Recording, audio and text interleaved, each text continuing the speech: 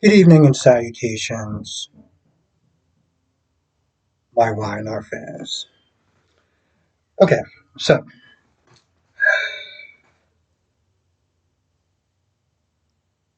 let's start off with Summer and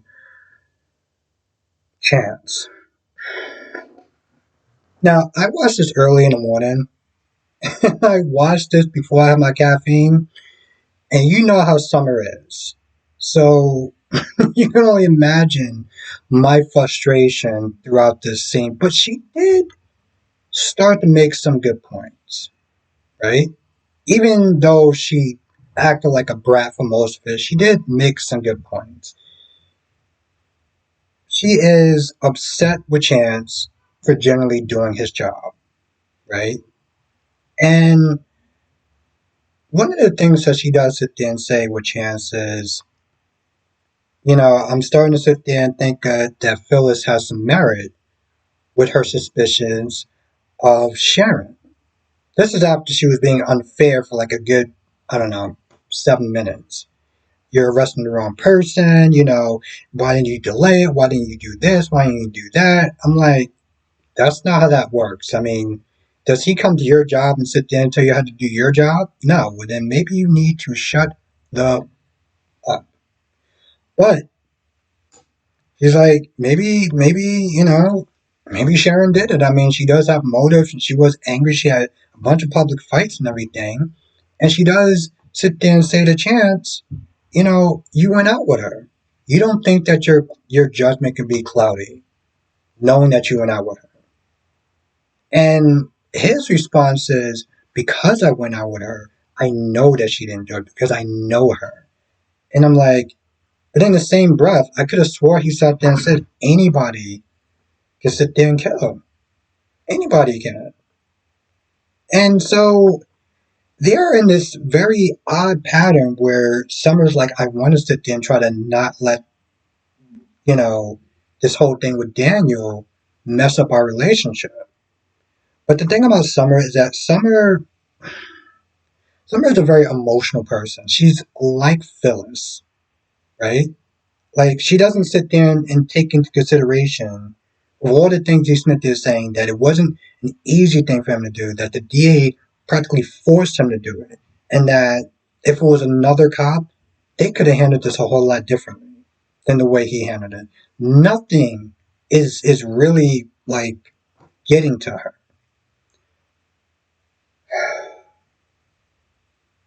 It's weird how I sit there and talk about this in a certain pattern to make sense, but Kyle is not there having a meeting with Victor. And long story short, Victor's like, all right, listen, I need you to sit there and stop everything you're doing with Assad until I tell you otherwise. And Kyle is very confused. He's like, yo, what's going on? Like, we're at the cusp of everything. We're gonna do a launch party. We got this going on. We got that going on. And at first, Victor's like, I don't have to explain myself to you. If I'll tell you something, just do it. But he does sit there and say that Diane, more or less is the problem. And that Diane's going to sit there and threaten legal action to sue him, which is within her rights, um, if that formula goes out. So it's like until you hear from me or anything like that, just don't do anything. Meanwhile, Nikki is not there talking to Diane, being like, hey, listen, I need you to sit there and stop what you're doing right now. Okay? You going after Jack, you trying to stoke this rivalry, this war between Jack and Victor. I'm not going to stand for it. And Diane makes a very good point. At some point, you're going to have to sit there and pick a side. You can't sit there and keep straddling between Victor and your friendship with Jack. You're going to have to sit there and pick a side. And I give Nikki a certain level of credit. I know that people don't like Nikki. I know the reasons why. Trust me, when I first started watching this show, my thoughts of Nikki was this bougie ass blankety blank blank. But the thing about Nikki that I can sit there and say I like is when she is loyal, when her loved ones are in trouble, whatever, she will literally sit there and fight to the ends of the earth for them. Jack is her friend. She's like, hey, listen, I wouldn't even be here if it wasn't for Jack. So she's pretty much like, yo, whatever you think you're gonna do, don't do it. Like, and she pretty much like, you ain't ready for it. She walks out, right? And they wound up meeting at that club above, or that whatever that place is above. I mean, above the athletic club or whatever. And she pretty much like, yo, I'm not done. So they start to get into some sort of an argument, but Victor's like, hey, listen, I got a surprise for you. Let's get out of here. Kyle wants answers from Diane. They go back and forth, and it's in the same in a sense, it's kind of just them since they're playing the blame. It's him since they're playing the blame game. Like, oh, you abandoned me, you did this, you're trying to ruin my career, and da da da da da, and just coming across as super entitled. And Diana's pretty much like, I don't really have much to say to you at this point. Like, I got nothing to say to you. I'm good. I'm done with you, pretty much. Now, afterwards, she does go back to her hotel room, and after fixing the drink, she winds up calling somebody and saying, this plan isn't working. This is not going the way that we have planned. We need to sit there and change tactics. And so, the running theory, and I'm talking about subscribers, is that Jack and Diane are trying to pull a fast one on Victor.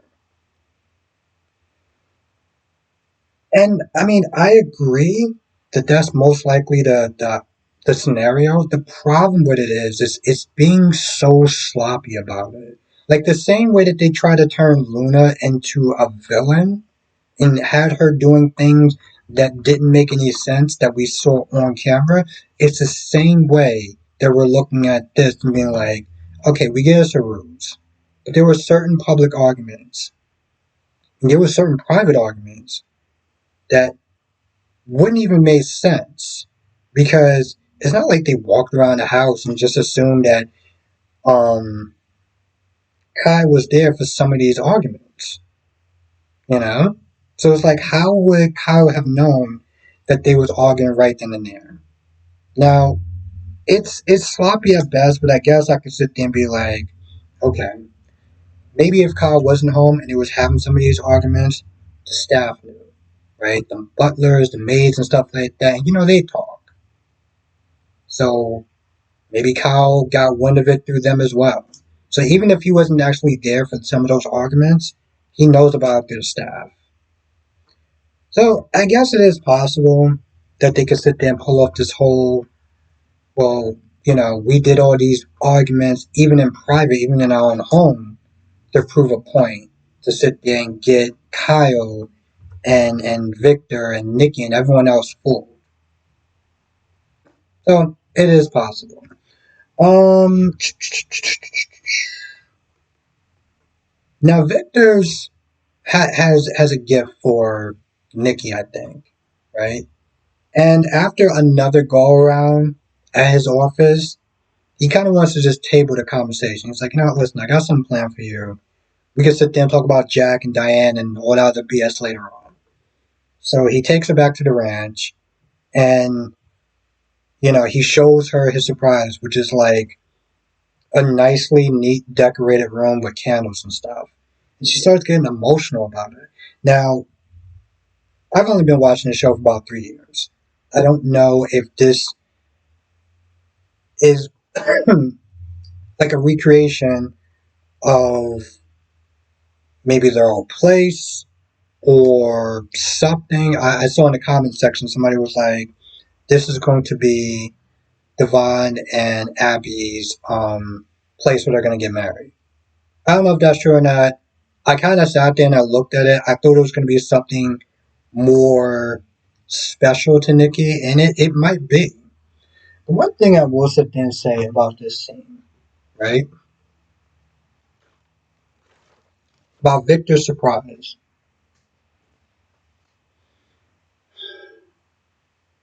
When it comes to love, you essentially have to sit there and prove yourself every day. You have to sit there and prove yourself of why that you're with this person every day. Why you put up with their BS, their shenanigans, their ups, their downs. You're constantly sitting there being tested. And even somebody like Victor Newman understands the importance of keeping that romance, that love, reminded of every day. Yeah, they had their ups, their downs, their divorces, cheating, scandals, and everything like that. But it's very important to not sit there and get complacent.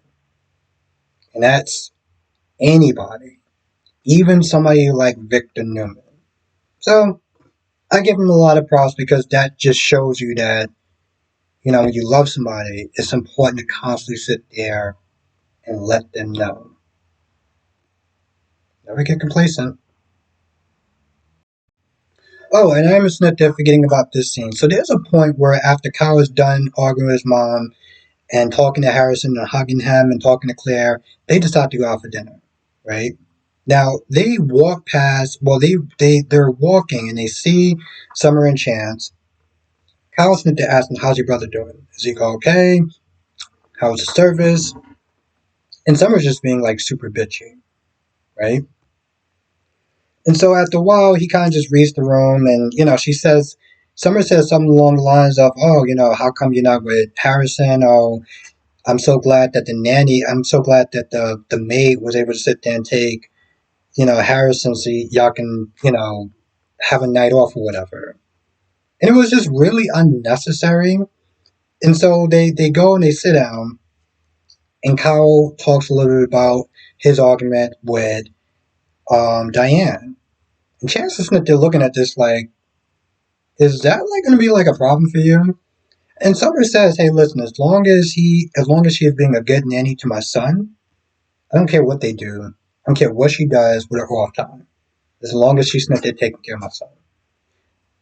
But while she says that, with her words, her facial expression, her demeanor, her whole energy is screaming jealousy. And Chance could sit there and say that. He's a detective, okay? He could sit there and look at that and be like, yeah, mm-hmm.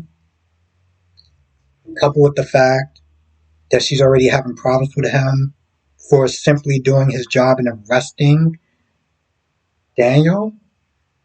Yeah, this relationship is pretty much over. We can already sit there and see the forecast of how that's going to go. Um, Now I think I'm done. Now, if I forgot anything, write in the comment section below. I'm not going to be doing a live stream tonight. I'm going to sit there and take a rest night.